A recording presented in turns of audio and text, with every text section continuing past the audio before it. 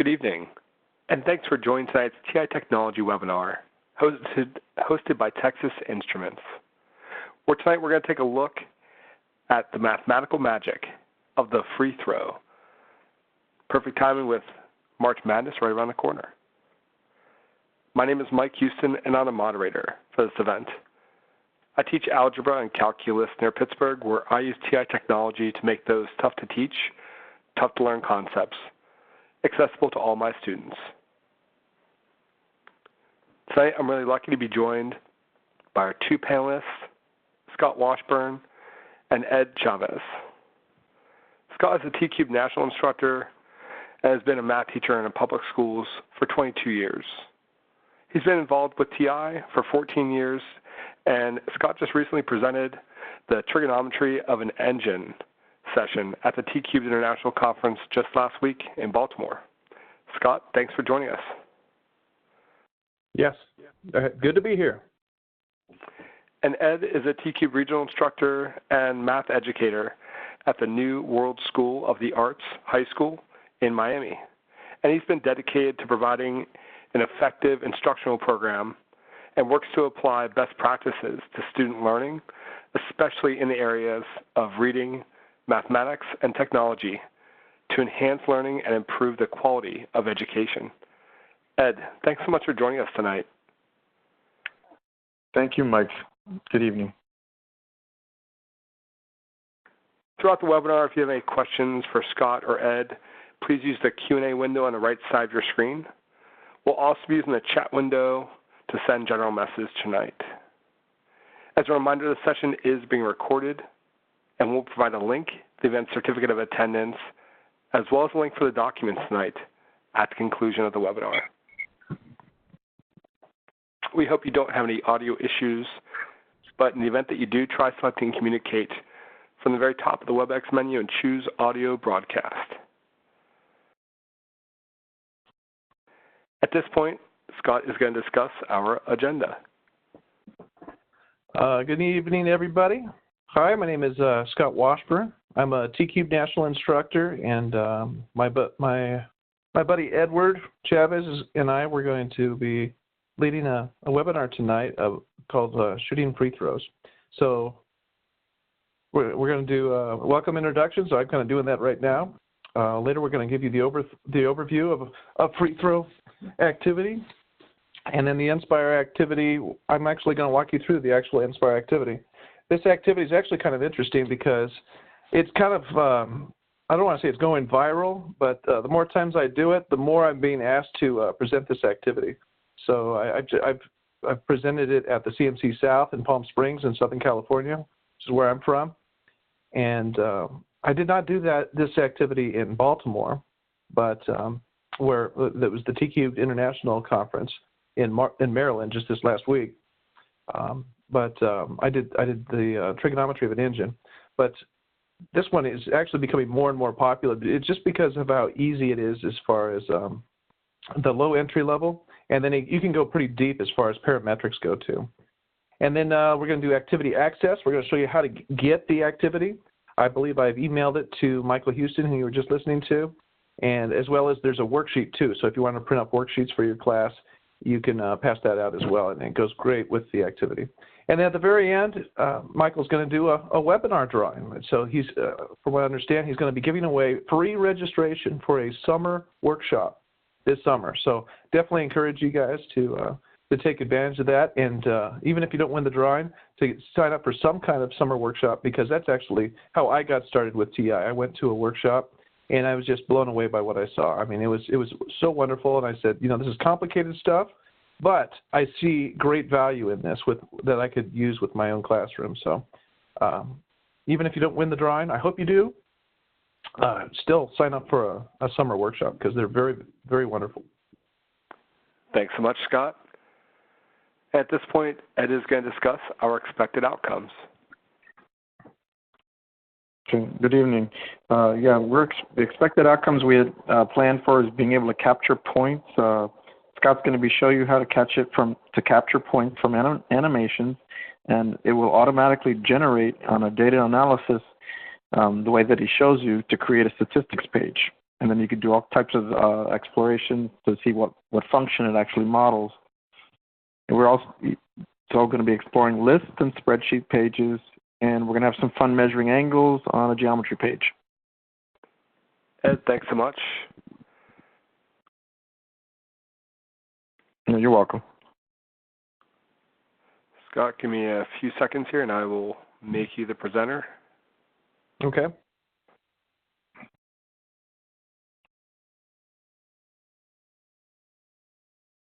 Sorry, folks, give me about 10 seconds.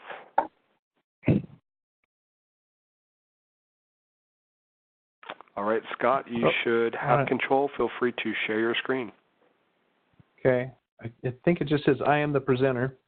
I'm looking for that one window that I'm supposed to. At the very, very top of the WebEx menu, go ahead and choose that share option.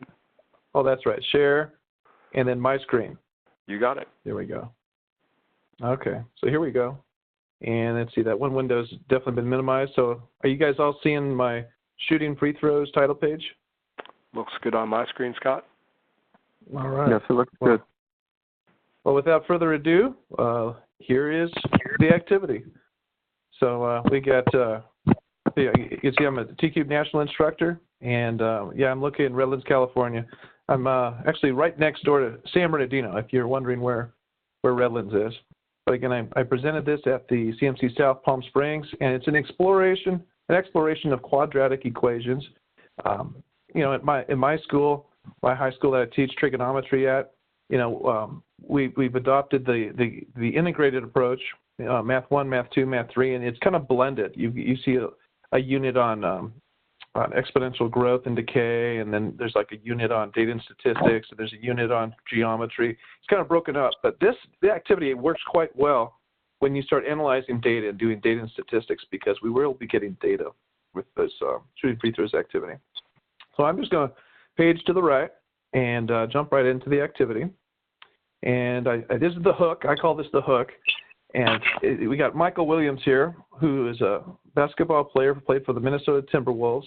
And as of 2014, I don't know if his record's been broken, but he actually successfully made consecutive 97 free throws in a row. And he didn't do that all in one season. It was over 2 seasons.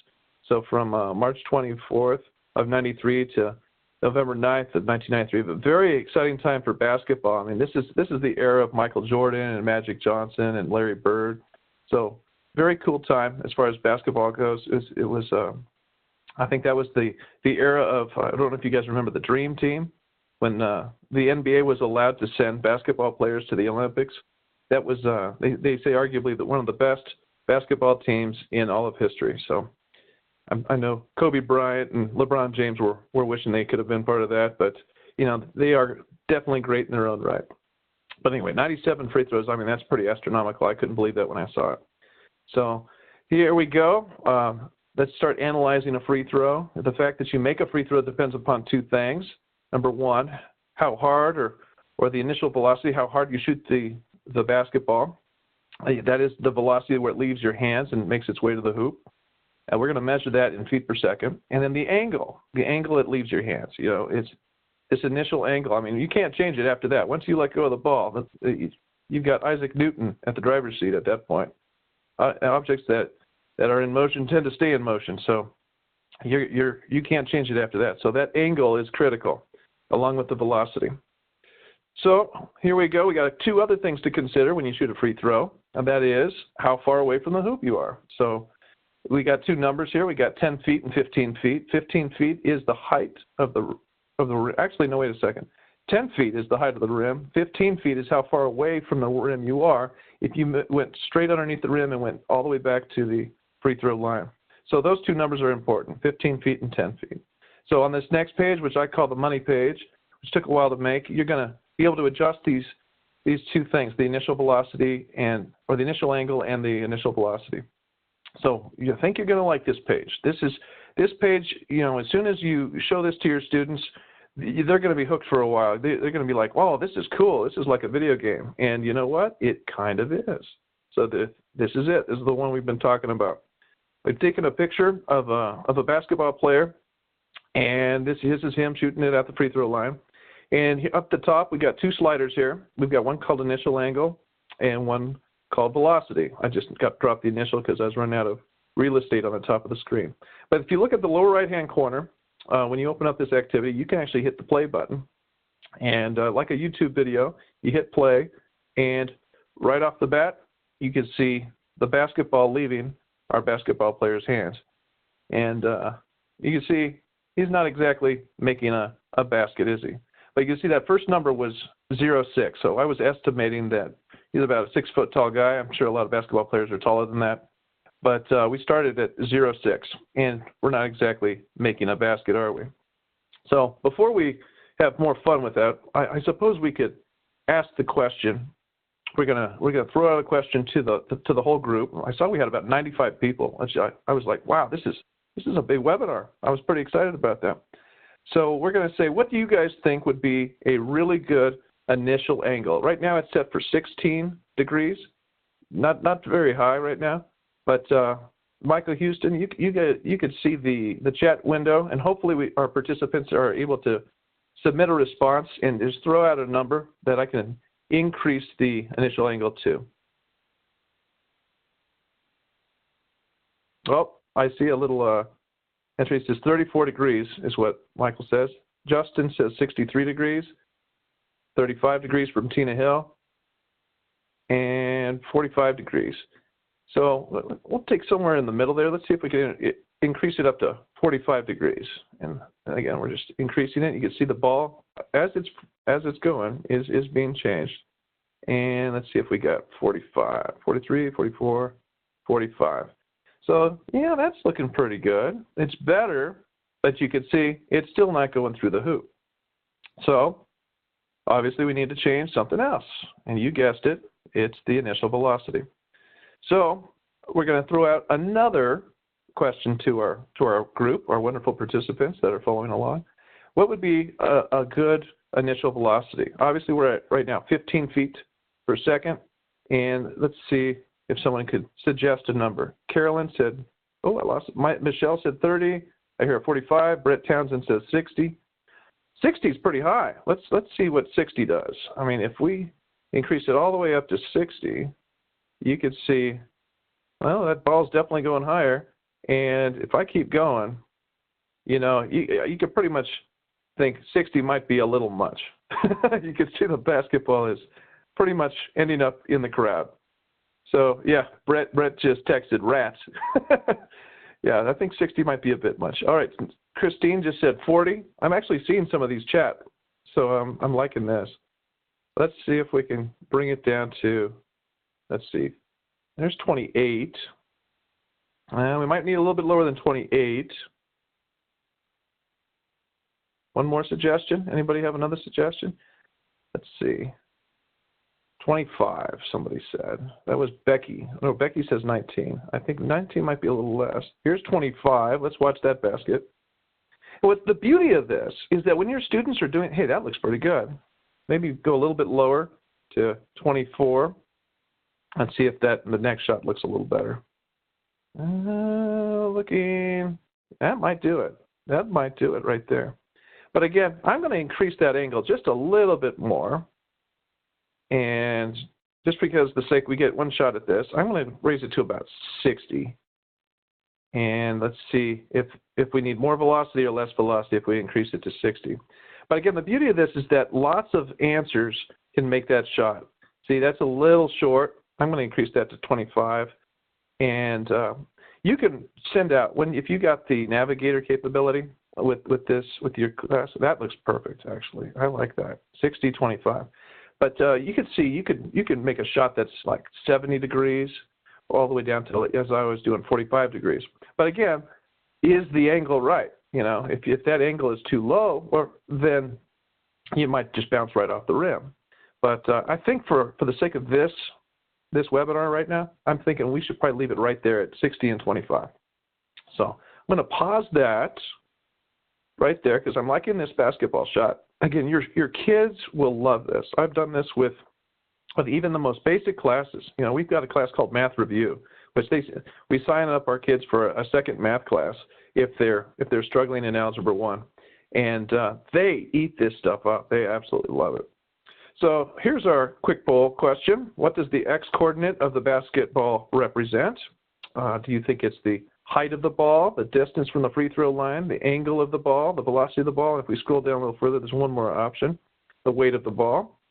So again, everybody, if you could just make a quick suggestion, it's kind of obvious. Carolyn says the distance from the free throw line, and that is absolutely correct. Thank you, Carolyn. And we would mark that. And again, on the navigator, I could go up here to the upper left-hand corner, and you see this little ballot box. You just hit quick poll, and it would go all out to all your students' calculators, and they would mark it. You could get a little screen that displays all their answers. And again, this is a great way to involve them and make this lesson more interactive, just like you guys are right now with the webinar. Now the question, how high is the basketball when it leaves the player's hands? Again, feel free to submit a response. Jamie Bassett said 6 feet. Oh, I like Kara did 6 with an apostrophe. That is exactly right for feet. And you were all right. You noticed that at the very beginning it was at 0.6. And we put that X and Y axis right there. Thank you, Christine. And thank you for the rest of you guys. You guys are very smart. You're catching on to this. What do you think the Y coordinate of the ball represents? The Y coordinate, not the X, but the Y. And Carolyn says height, and that would be correct. Not the angle, not the velocity, not the weight, but rather the height. The height of the ball, obviously off the ground.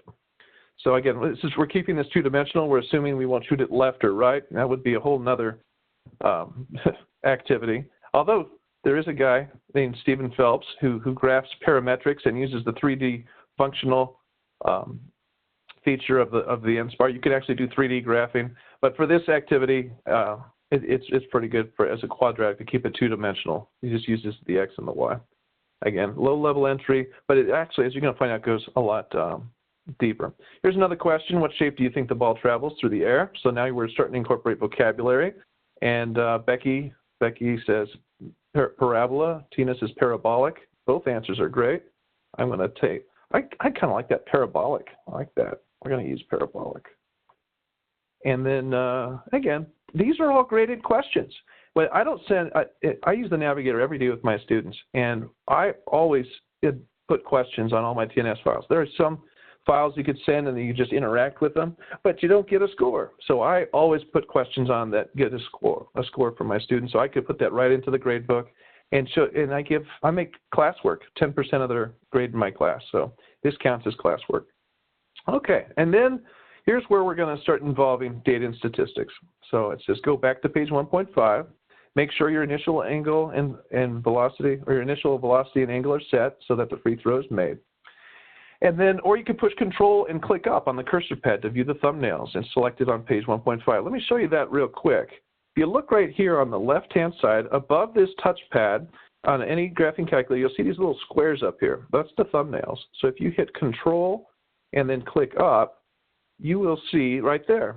It's kind of like all the thumbnails. Great way to shoot around real quick back and forth as far as the activity goes. And you see right here, you just click on the basketball, and you just, boom, you're right back to page 1.5. Not a bad little way.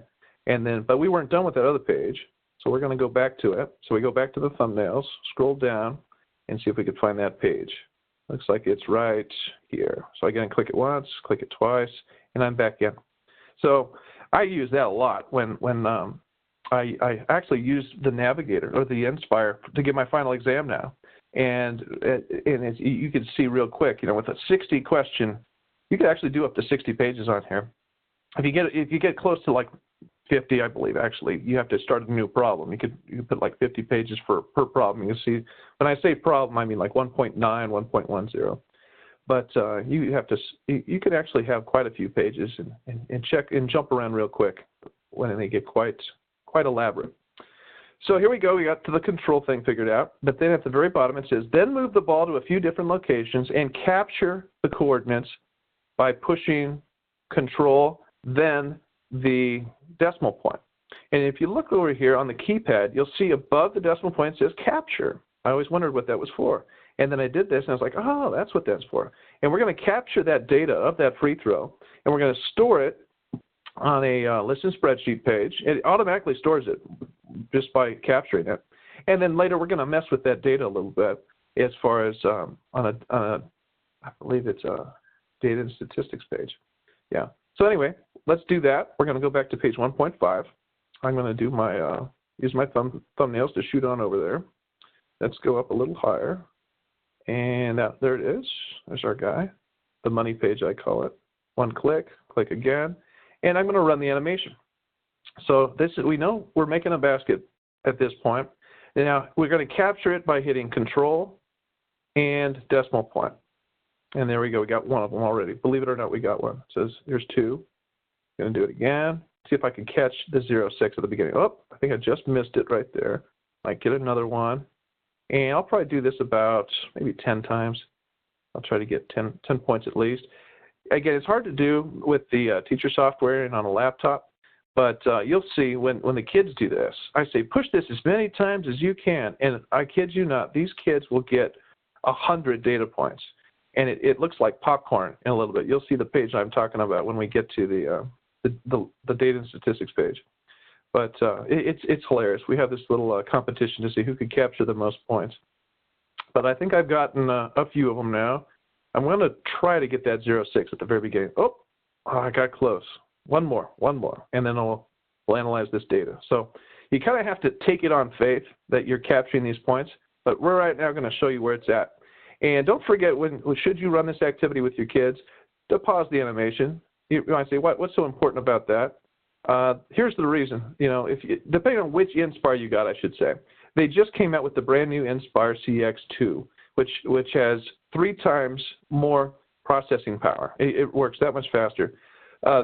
Not to say anything bad about the original Nspire, it was great, but one time I made I was analyzing phase shift, vertical shift, amplitude, and period with my trigonometry classes, and I had all 4 animations running at the same time, and I thought if I left the page, the animation wasn't running. Wrong. It was running in the background, and it was slowing down my calculator, and we couldn't do much else after that. So it's a good idea to pause the animation if you got one of the original Nspires. Anyway, let's go to that one page where all our data went to, and here's where we're incorporating Lists and Spreadsheet. So if you're teaching integrated math and you're doing a lesson on data and statistics, this is pretty awesome. Here it is. This is where it went. You can see we got one list called distance and another list called height, and that's going to make it easy to pick out those when we graph it on the next page. And let's see how many I actually got. You can see it says capture distance, capture height.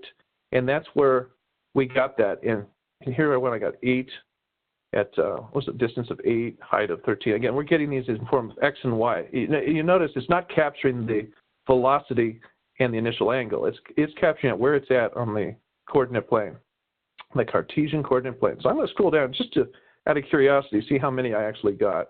And I got, I did get 06. Oh, I'm a lucky guy. And, I got 15. Not bad.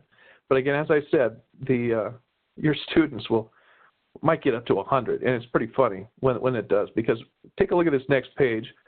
Tina says, did you set up page 1.2 with the capture distance before you began? Yes, I did. That's a good question, actually. Thank you for asking that.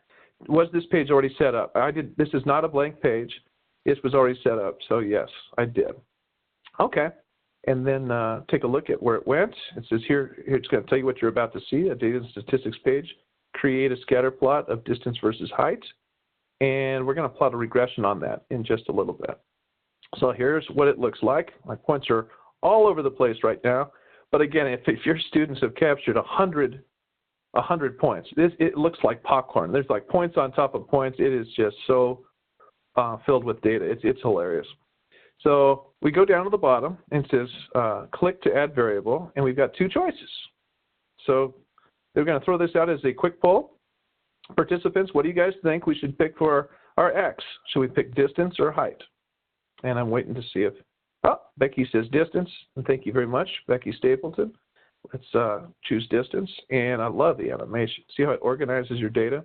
Yeah, by the time they get to you in high school, you're not interested in them actually graphing points. Maybe you are. Maybe for a first lesson in that unit, you want them to graph an X and a Y and see if they can still do that. But at this point, you just want the calculator does it so much faster, especially when you get long lists. I have 15, not exactly unreasonable, but some textbooks, they give you like 20, 30, or 40 pieces of data for you to graph. So you really need technology to help you with that. And obviously the other one, you click on the square, you choose height, and da-da-da-da, oh, isn't that beautiful? You can kind of see the parabola starting to take place, don't you? So the next question becomes, what do you do with it? And if you remember, the previous page says, can you graph a quadratic regression on top of that? And you could, there is some value with your students if you want them to guess the quadratic, and maybe you do a lesson on vertex form and see if they can adjust the A value or the H and the K with vertex form. So there's a lot of different directions this lesson can go. It depends on what you're teaching that day. But for the sake of time today, we're just going to do a regression. And how do we do that? You go over to Menu, you go over to Analyze, and then Option 6 says Regression. And look at all the wonderful regressions you've got to choose from. We're not going to pick linear. We're going to pick quadratic because it's a parabola. And boom, there she is, folks. There's our quadratic regression. Pretty awesome. I get chills every time I see that. And I've been using this software for a while. Okay. But there's a couple other things that might be nice to know. Can anybody out there who's paying attention on the webinar tell me how high was our basketball hoop? You guys remember what that was? I went for somebody to submit a response. Carolyn Sutton says 10 feet. And that is absolutely right. Mary Ann said that too, 10 feet. Thank you, guys. So how do we get 10 feet? Obviously, 10's right about there. Let's go on by, let's see, 6, 8, 10, 12. So it's right there, but I would love to see a line right there. So what I'm going to do is I'm going to go back to Menu, back to Analyze, and then I'm going to go to Plot Function. Plot Function. And what function am I going to plot? Well, I'm just going to do f1 of x equals 10 and hit Enter, and it should give me a nice vertical line. And that spot right there, because we know for a fact we made that basket, that spot right there, I'm trying to move it, if I can grab it here, there we go. This is our basket. That's definitely our basket right there. So we're getting to a point now, we got to find out, is our basketball shot really a basketball shot? This angle is definitely going to matter. So I wonder if I could add a movable line. While I'm thinking about this, let's see if I could do that. Analyze, let's see, plot value. Oh, there is add movable line right there. Let's see, it's been a while since I've done this. Let's see if I can change that line. Let's see, we're right up there on that side. Let's see if I can grab it on this side. Oh, good. Oh, see, that's not bad, but I think I need to oh, we're getting there. Trying to create like a tangent line and try to get this as close as I can to the angle. That's not bad. I think I might need to bring this side down just a little bit more, but we could later figure out if that's a good, that's not bad either. Okay, I'm liking that. So I'm going to leave that there for a while. My esteemed colleague, Edward Chavez, we call him Ed, he's going to be taking over in just a little bit. He's going to actually measure the minimum angle. So, oh, by the way, I forgot to ask this question, didn't I? What was the maximum height of the basketball during your free throw? Keep in mind, when you ask this question to your students, you could get many different responses. But for tonight, this is perfect for a webinar. It says, Lonnie says, doesn't the horizontal distance have to be 15 feet? Oh, that is true, isn't it? Yeah, 15 feet. 15 feet would be, well, remember, 6 feet is right here. And this is, oh, here, oh, there we are. So this is, remember, where the free throw line is. And there's 0.6 right there from where we shot the line. So doesn't the horizontal distance have to be 15? And I believe 15 is, oh, I see what you're saying. 15 should have been like right there. Oh, you're right. Maybe we were a little short on our shot. Oh, somebody's, you know what? I got this thing called math mistakes in my class, and I give 10 million candy points. Somebody's already saying no basket. But let's, again, play along with me. Maybe you're right. We probably could have added just a little bit more angle or a little bit more initial velocity. But you're right. That should have been 15. Yeah, no basket, somebody says. But anyway, you can see at the high point here, it looks like this point was the highest point. And I'd say we're about, what was that, 13 feet? 13 feet. Which is kind of interesting because we were hoping for, yeah, air ball, somebody said. Thanks, Dave. Air ball. that would be a good maximum height. So if you wanted to answer that question, you could do that there. All righty. Are you ready to take over there, Eddie? Eddie, you still there? Yep. All right. There we go. Oh, do I have to stop sharing my screen, don't I? Yep, and then give Ed control, and he should be good to go. In All the right, meantime, so I'm going to stop sharing, and we're going back to, and I have to hand the ball off to Eddie, don't I? Yep. So, okay, so I'm going to grab the ball and drop it on Eddie's icon here. So do you want to change the presenter to Edward? I'm going to say yes. All righty. Okay, well, you should be on slide 2.3 currently right now. And I just wanted to compliment Scott and Mike for the wonderful job that they're doing. And I really love this activity, shooting free throws. It's something that can be used throughout different levels, whether it be Algebra 1, Algebra 2, and even, as you're going to see soon, even geometry. I mean, in Algebra in Florida, we actually have an end-of-course exam, and I had just finished teaching quadratic functions.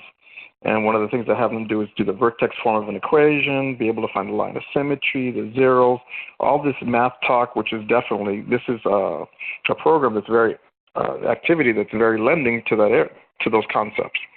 Well, coming over here, we do have pause for 1 sec. Can you sure. just make sure you're sharing your screen? Can you go up to the very top of that WebEx menu and choose Share? Okay.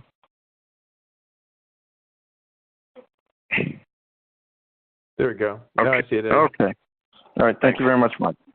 All right. So as you can see, just a fun fact. Does anyone know the distance across from rim of a basketball? The hoop?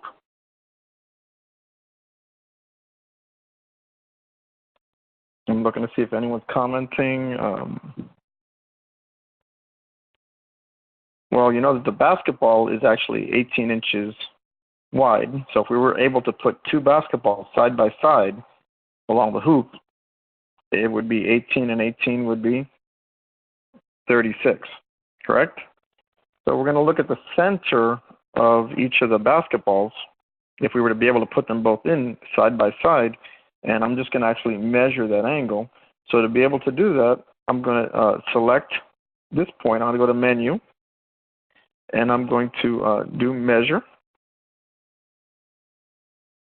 Under Measurement, and I'm going to go down to Angle, which is option 4, and I could select this point, and I'm going to drag it to this other point, and this is a line that Scott drew earlier,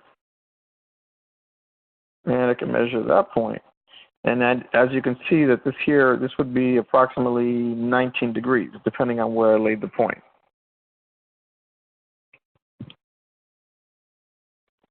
Hello. Does anyone have any questions on that, being able to do that? Yeah, so the next question is going to have to be, was my shot at least 19 degrees when it went through the hoop? So if you wanted to go back to giving me the ball, I could go back to that one page where I made the shot, and then we could see if I got at least 19 degrees. Okay, let me go back to that other window. Okay, I don't see where that window is now to be able to give you back the ball. Yeah, I got it. No big deal. You got it? Yep. There you go. Oh, okay. And then I got to go back to Share, and I'm going to go back to my screen, and let's see what we got. Okay, that looks like I got it again. So let's see. My data was let's see, where was that page at? There it was. And I was doing guessing here. There used to be an option where you can draw a tangent to this line right there, and then for some reason it's not there anymore. But I think that's you need to select. I think you need to select the curve. I think you need to select the curve, and then you can construct a tangent line. Oh, really? Let's see if we can do that. So there's our curve, and then Menu, and would Analyze Tangent Line be there? Let's see. I'm trying to remember where I had it. Well, there was one time where I was able to find it. It might be under geometry, but I think you're right. We do need to select the curve. That might have been why I didn't find it. But for now, just for the sake of time, we could just measure the angle that I do got, and I'm going to click off of that curve, and let's see if I can find geometry. Let's see, analyze, and oh, geometry's not there. Oh my goodness.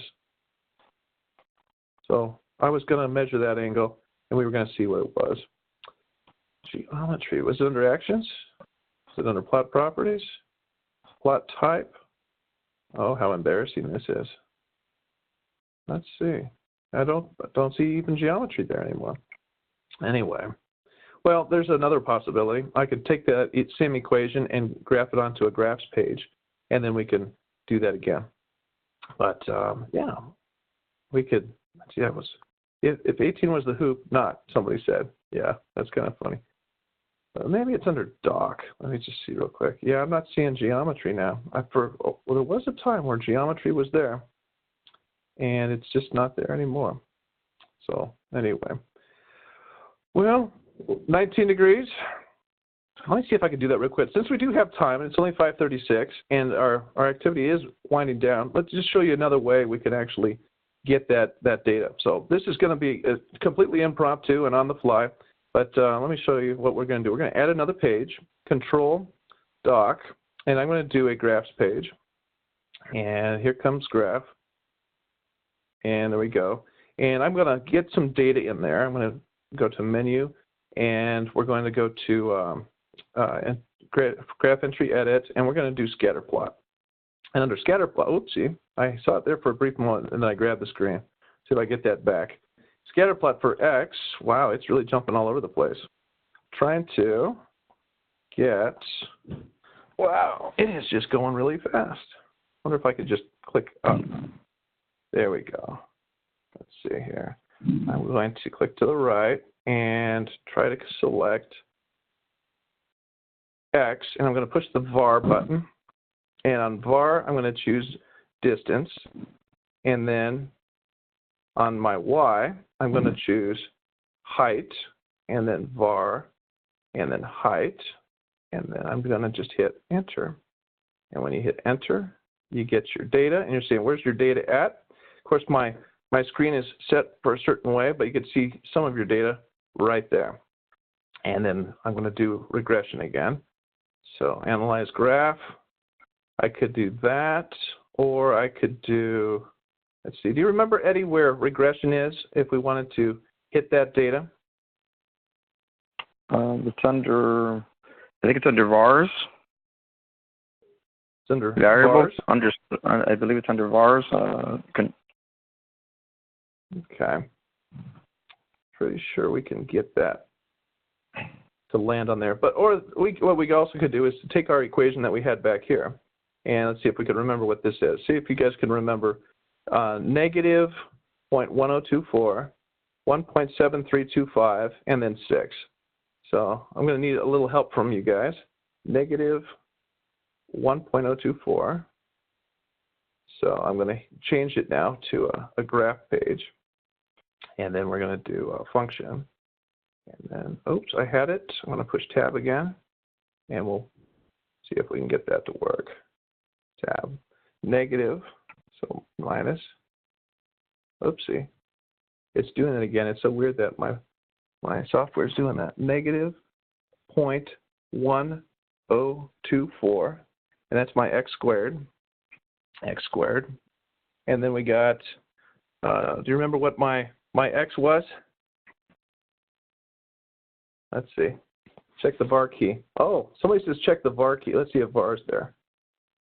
Let's see. Oh, let's see if we got that saved back there. Yeah, somebody says we can just do that. That's an interesting idea. What was that saved back there as?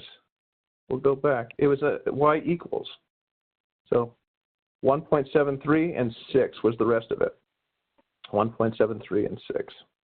So I think we lost it. But I'm thinking I like that vars a key option. Is there a y equals back here that I could just select? It might be y1. Let's see what happens. Nah, not y1. Negative 1.1024. All right, somebody help me out. What is that x value? Because every time I go back, it's gone. 1.73, somebody said, thank you, plus 1.73. And I believe that last one was 6, so plus 6. And then you hit enter. And there, hey, look at that, that hit it nicely. And then we can graph our second one as well if I hit tab. And then we type 10 for the 10 feet. Oh, I lost it. Let's see if I can get it back. And then 10. And then there's our guy. So now that should be our basketball hoop right there. And I'm just going to draw an angle real quick. I believe geometry is available on this one. And there it is. Geometry. I'm just going to construct. Let's just do points and lines. Let's see, hit escape one time. Points and line, yeah. And then I'm just going to do measure an angle. And there's angle right there. And here we go.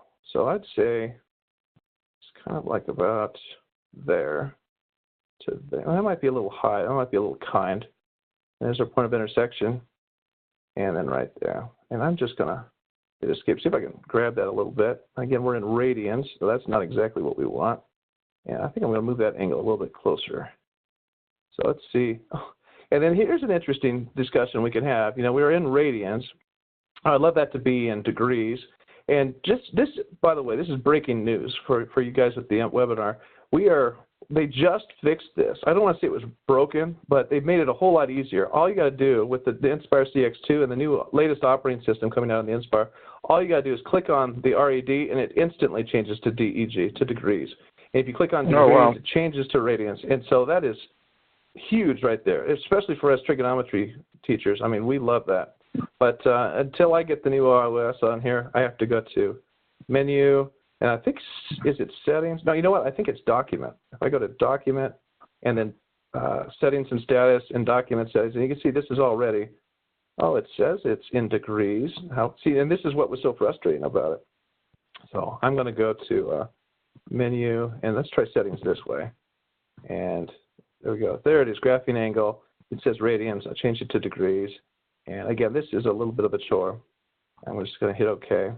And now it's just 55 degrees. So what was Eddie's angle, everybody? Wasn't it 19 degrees? 19 degrees.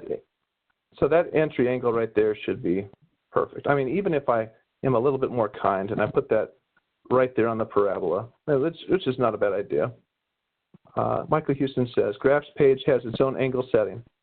So there you go. 48 degrees is still good too. So you can see why I decided at the last minute to change it to 60 as far as the initial angle goes, because just because it's 60 degrees here when it leaves the hand of the basketball player doesn't mean it's going to be 60 degrees here when it enters the hoop because it's higher up. And that's part of the fun of a free throw, trying to get that. So there you go. That's how the exploration was designed to unravel and unfold.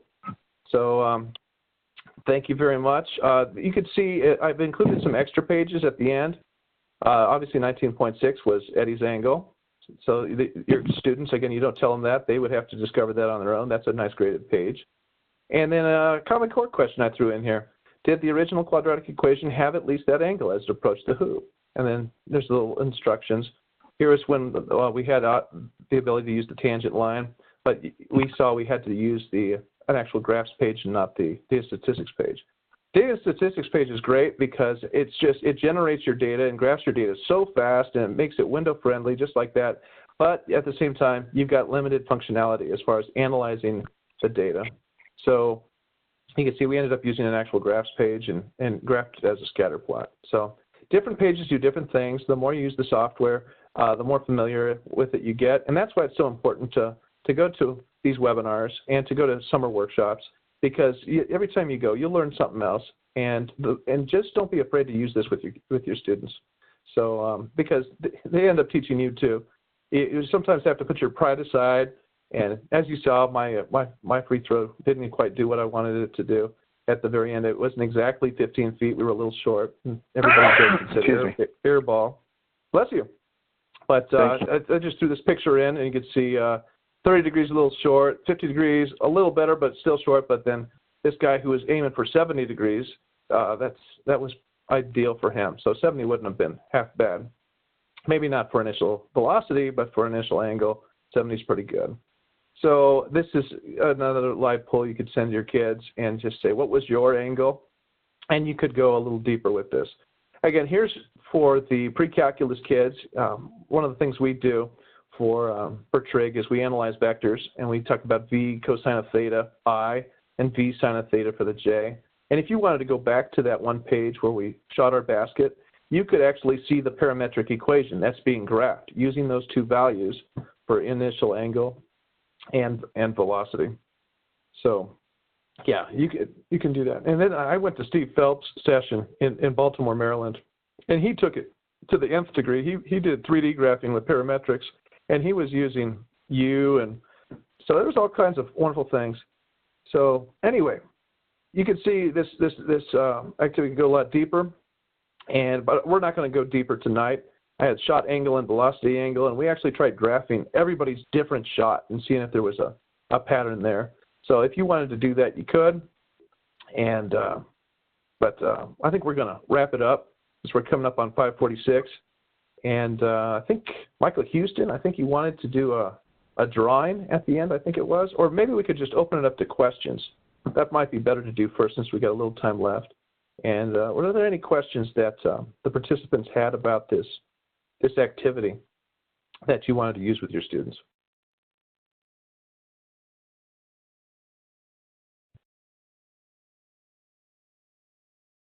I'm going to take it back to that one page.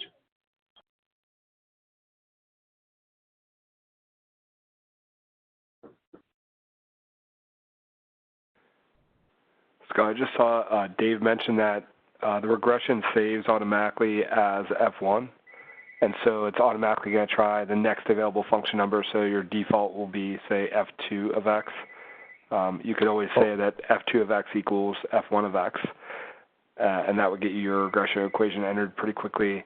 And I think I saw also earlier Julie had mentioned that you were trying to use the vars key, and there's also a stat period reg equation that you could choose as well, and that also would have populated your function with that crazy quadratic that you were trying to type in. Yeah, that was kind of crazy. We had to use our memory a little bit. Copy and paste would have been awesome if I could have used that. I believe Control-C and Control-V does work, but you got to find a way to highlight it. So one more time, say that again. You were doing the, if you push the var key.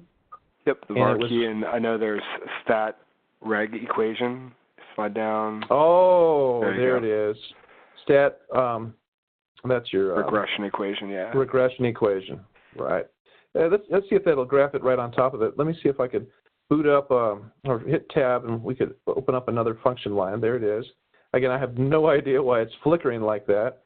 I'm trying to see if I could get it to stay there. Let me hit up or down or something. There we go. That kind of snaps it out of its little conniption fit there.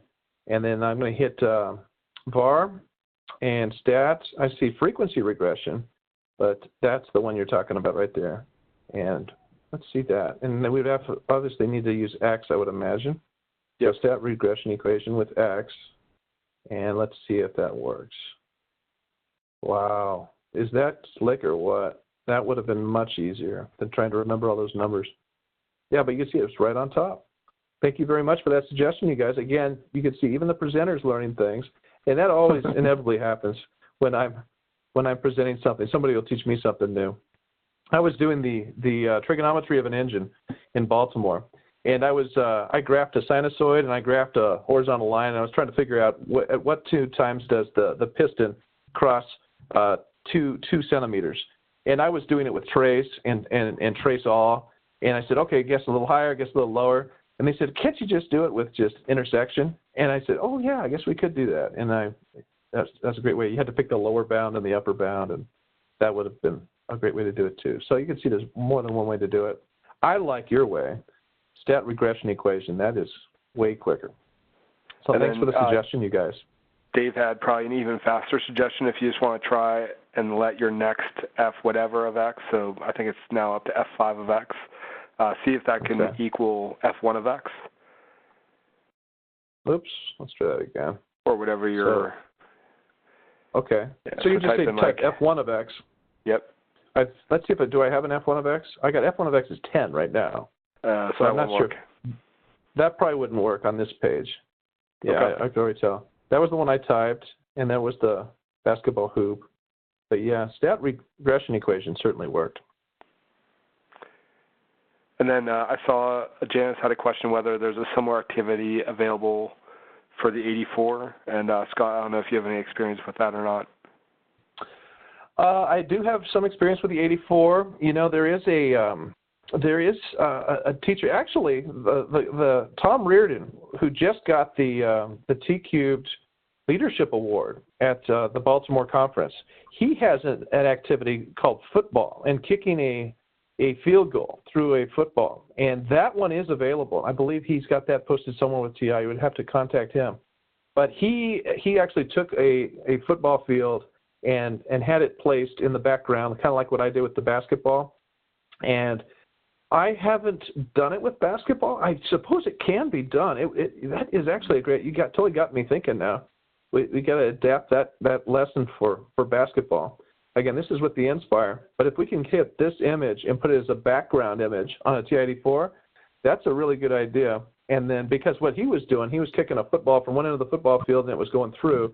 But I think he actually drew the football field himself. I mean, he used basic colors, but I believe there is a way to import an image as the background. So that would be a great idea as far as, it's not available yet as far as when you can download now. But that would have to be something we could generate for the 84, because I know there is a lot of TI-84 users out there, and yeah, that's a good idea. We should make one for that. You know what? I should do that for next year's T-Cube conference. You're giving me ideas now. And then I saw a couple people asking about that they wish they had these calculators in their classroom. So whenever you give me control, at least share some information about how that could happen. That sounds good. I will stop sharing, and we'll give you the ball. All right. You should have it now, Michael. Thanks so much. So as we do begin wrapping things up tonight, if you have any last-minute questions for Scott or Ed, please try to get those asked. I know they'll do their best to try and get those last-minute questions answered. So again, a few had some comments about trying to get these calculators in your classroom, and I saw a few people mentioning that they wrote some grants, and that's a great way to get some of this technology in your classroom, and especially with the end of the year coming up pretty quick. Let's say that you just wanted to use this with your students tomorrow and you don't have any TI-Nspires in your classroom. You can feel free to visit our website, education.ti.com, and then under products, you can slide down to TI-Nspire technology.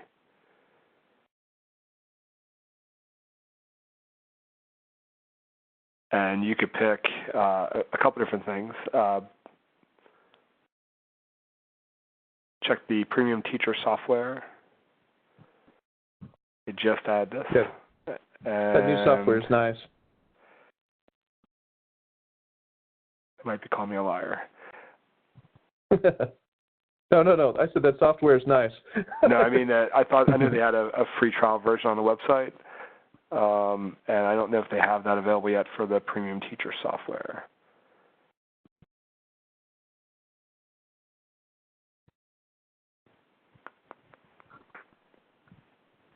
Well, we'll do this.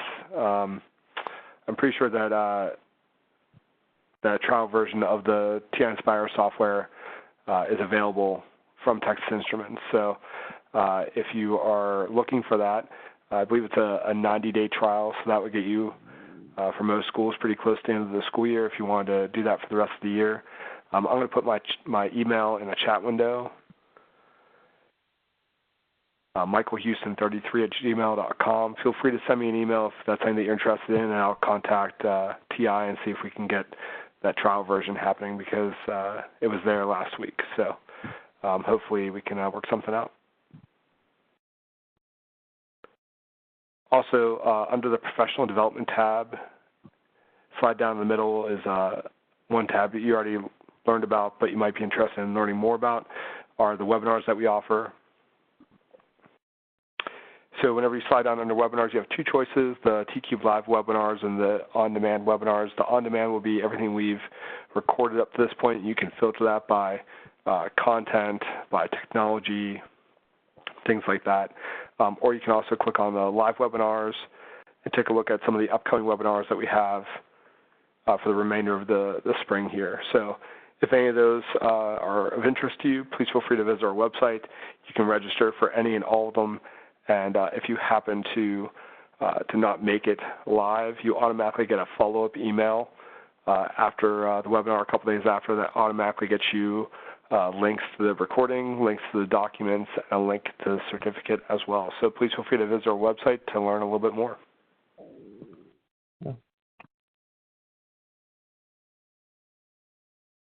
As Scott had mentioned, we're really excited that this summer we're going to be offering a lot of TQ summer workshops, and it's really a great place to possibly learn something new or to extend your learning. Either way, I found it for me, I had actual time to sit with the technology that I was trying to learn more about, where sometimes during the school year you don't always have some of that time, but the summer I seem to have more of that time. So please feel free to visit our website to learn a little more about summer workshops that may be coming to your area, specifically workshops focusing on STEM and coding and ACT test prep. And also mentioned earlier from Scott was that one lucky winner tonight is going to receive a free registration for a TCube summer workshop. And tonight's lucky winner is Kathleen Edwards. So Yay. Kathleen, congratulations. Yay, congratulations, Kathleen. So we'll be sending you, Kathleen, a follow-up email in a couple days to give you a little more information about that, so you should be hearing from us. But we hope to see Kathleen as well as everyone else at a T-Cubed summer workshop.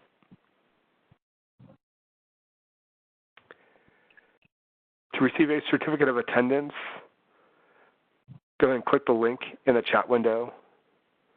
There's also a link generated for the documents that were used by Scott and Ed tonight. So feel free to click that link as well to download the documents. And if these aren't working for any reason, again, you'll get that follow-up email in a couple days, and it'll have a link to the certificate and a link to the documents as well as a link to the recording. And if you're watching this on demand, go ahead and copy that link into your favorite browser to receive your certificate. Lastly, if you're in need of any post-webinar follow-up, feel free to give us a call at 1-800-TI-CARES or send us an email at ti-cares@ti.com. Thanks so much, Scott and Ed, for everything you shared tonight. It's really exciting, again, with the upcoming March Madness right around the corner, maybe doing this activity with your students and getting them really engaged with mathematics. So thanks so much. Thank you, Michael. Very welcome. Thank you, Scott. Hope you guys all enjoyed the activity, and again, thank you for the opportunity to share it with these teachers. Thank you all thanks again, everyone, for joining us. us. Absolutely. We hope to see you back online real soon. Have a great night. Have a good evening.